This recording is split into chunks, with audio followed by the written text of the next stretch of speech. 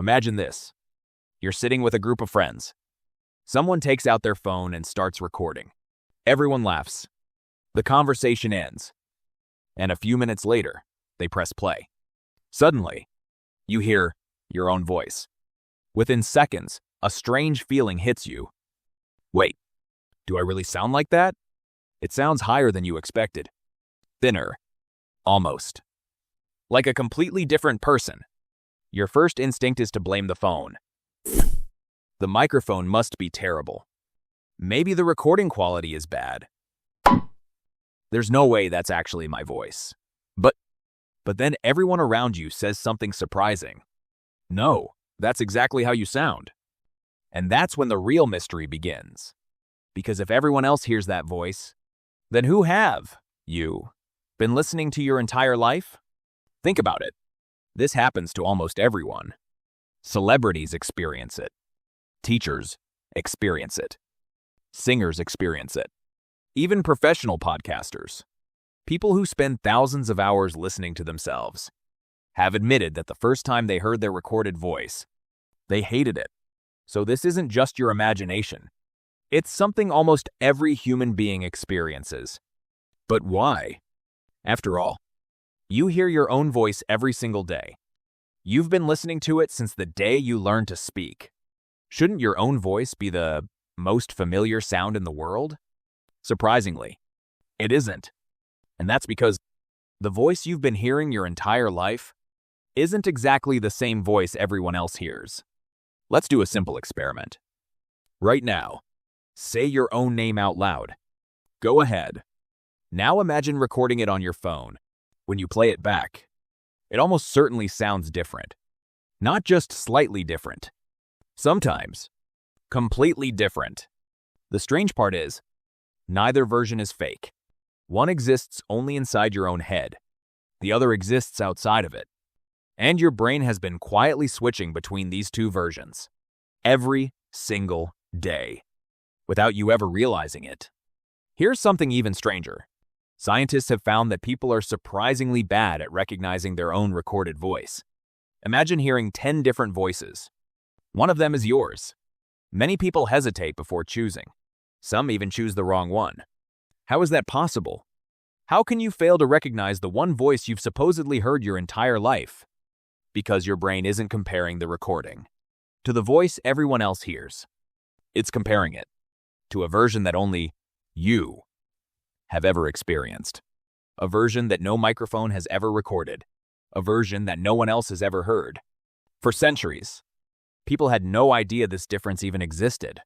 Before recording devices were invented, nobody could hear their own voice from another person's perspective. The only voice you ever knew was the one inside your own head. Then, in 1877, everything changed. When the phonograph was invented, people heard recordings of themselves for the very first time, and many were shocked. Some believed the machines were broken. Others thought the recordings were distorted. Some even refused to believe the voice belonged to them at all. Imagine living your entire life believing you looked one way, only to suddenly discover every mirror had been lying to you. That's what hearing a recording felt like. Not because the machine was wrong, but because your brain had never experienced reality from the outside before. So, if the recording isn't lying, then why does it sound so wrong? The answer begins deep inside your own body. Every time you speak, something extraordinary happens. Your voice doesn't take one journey to your brain. It takes two. One journey is shared by everyone around you. The other belongs only to you. And the difference between those two journeys completely changes the sound of your voice. But before we reveal how that works, there's another question that's even more fascinating. If your brain can convince you that your own voice sounds different, could it also be changing other parts of your reality? Your memories, your face, your personality, even your past? Because as scientists continue studying the human brain, they're discovering something surprising. The world you experience every day isn't reality itself. It's reality, as your brain chooses to present it, and your voice is one of the clearest examples of that illusion. So, what are those two journeys your voice takes? The first one is simple.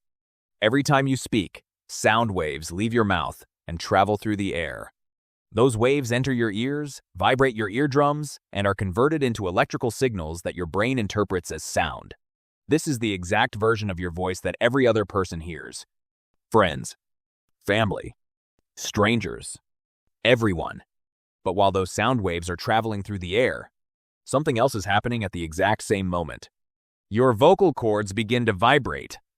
Those vibrations don't just create sound. They travel through your neck, your jaw, your skull, and directly into your inner ear. Scientists call this bone conduction. Unlike sound traveling through the air, these vibrations never leave your body. Only you can hear them. And they completely change the way your voice sounds. Bone is much better at carrying lower frequencies than air. As those vibrations travel through your skull, they naturally amplify the deeper parts of your voice. Your voice becomes warmer, richer, fuller.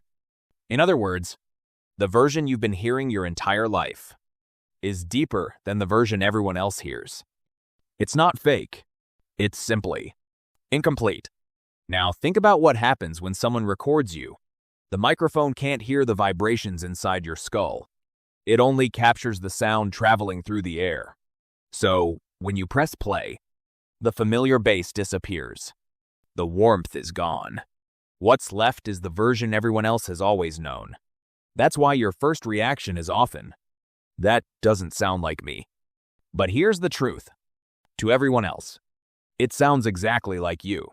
At this point, you might be wondering, if recordings are more accurate, why do they still feel so wrong? The answer has less to do with sound, and much more to do with psychology. Human beings have a powerful tendency to prefer things that feel familiar.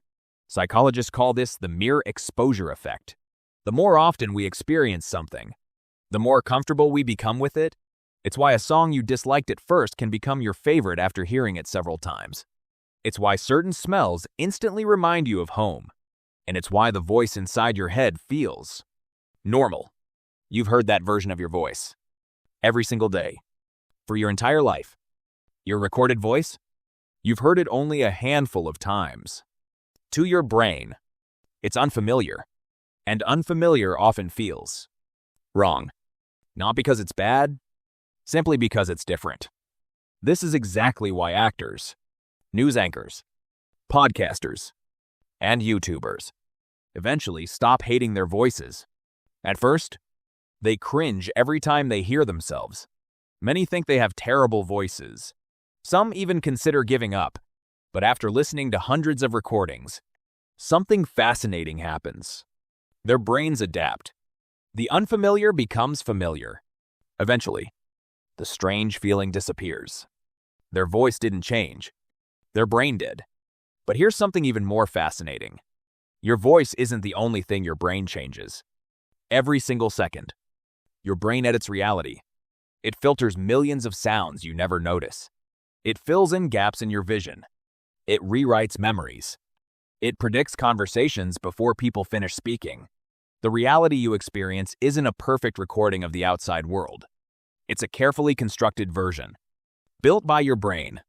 Your voice just happens to be one of the rare moments when you catch your brain in the act. Think about it. If your brain can convince you that your own voice sounds different, how many other things do you believe? Simply because your brain has always presented them that way? Maybe that's why eyewitnesses remember the same event differently. Why childhood memories slowly change over time. Why two people can experience the exact same moment, yet remember completely different stories. Your brain isn't a camera. It's a storyteller. Every memory, every sound, every experience is slightly rewritten before you ever become aware of it. So, who's hearing your real voice? The answer is both. The voice inside your head is real, because that's genuinely what you hear. The recorded voice is also real, because that's genuinely what everyone else hears. Neither version is fake. They're simply two different perspectives of the same person. And perhaps that's the strangest part of all. For your entire life, you've been carrying around a version of yourself that no one else has ever heard. A voice that exists only inside your own mind. No microphone can record it. No speaker can play it. No other human being will ever experience it. Exactly the way you do. So the next time you hear yourself in a recording, don't rush to judge it. Don't assume you sound terrible. And don't think something is wrong with your voice. Because you're not hearing a worse version of yourself. You're hearing the version the rest of the world has been listening to all along. And maybe that's the greatest mystery of the human brain. It doesn't simply help us understand reality. Sometimes, it quietly changes it.